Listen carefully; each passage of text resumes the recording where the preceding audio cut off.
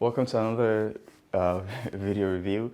My name is Manny. I'm a physical therapist, and I just love watching people do incredible stuff. So let's break this movement down. So I'm not sure what he's training for, but I know that I definitely want him on my side for whatever battle that we're getting ready for. Let's talk about what he's doing here and what how he's able to achieve this. Although I'm not encouraging you to try it at all. So what is happening here is that actually we'll start by looking at the knees.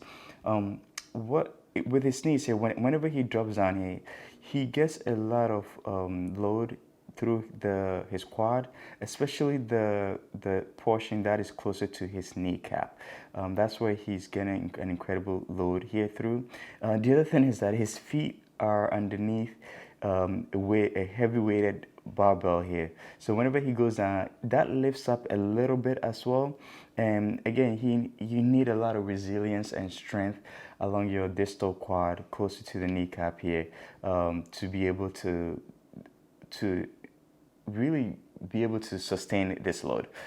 If we come down the chain and look at the hip, he, of course, engaging his hip flexor strength here whenever he is coming up and pressing up and overhead.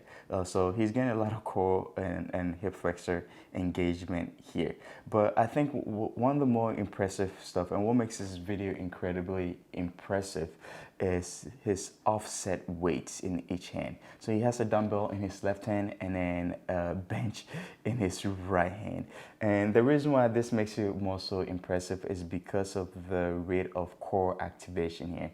Because his weights are offset in one hand versus the other, and then the shape of the weights are different, his core activation will be different. And let me go into details here. I am willing to bet that if there was an EMG test done here, it is likely that his upper core portion on his right side and lower core portion on his left side. And when I say core, I'm including the pecs here as well, the serratus anterior, the external obliques on his right side, and then the hip flexor and internal obliques on his left side, and of course the rectus abdominis. If you don't know what any of these muscles means, don't worry about it. But what is noteworthy is that those muscles on upper right portion of his trunk and lower left portion of his trunk are likely being activated more so than the upper left portion of his trunk versus the lower right portion of his trunk here. And the reason why this is so is because of the offset weight. Let's assume that the weight is even here, and even if it's not, and even if the weight in his left hand may be slightly heavier than the right, although I'll find that hard to believe. I like to think that the bench is heavier, but nonetheless, despite what the weight might be, because of the shape of the bench and because the bench is also moving, that is interfering with his or rather that it will make him a little more challenging for him to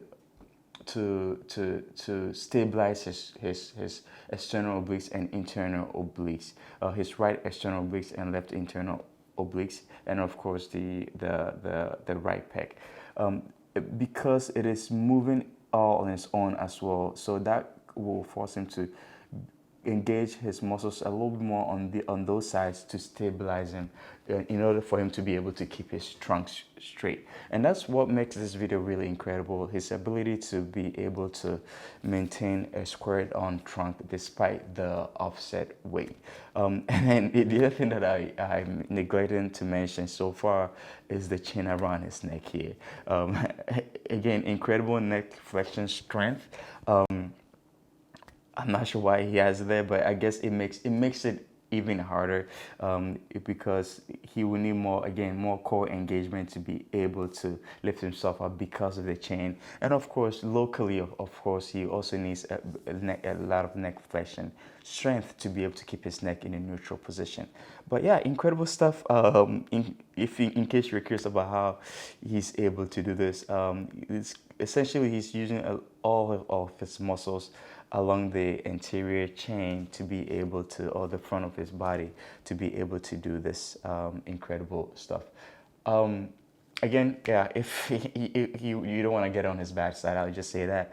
All right. Hopefully this was a good breakdown for you. If I missed anything, feel free to comment down below. As I mentioned in my previous video, I try not to prepare too much for this because I want it to be as natural as possible in terms of the things that I see right off the bat without extensive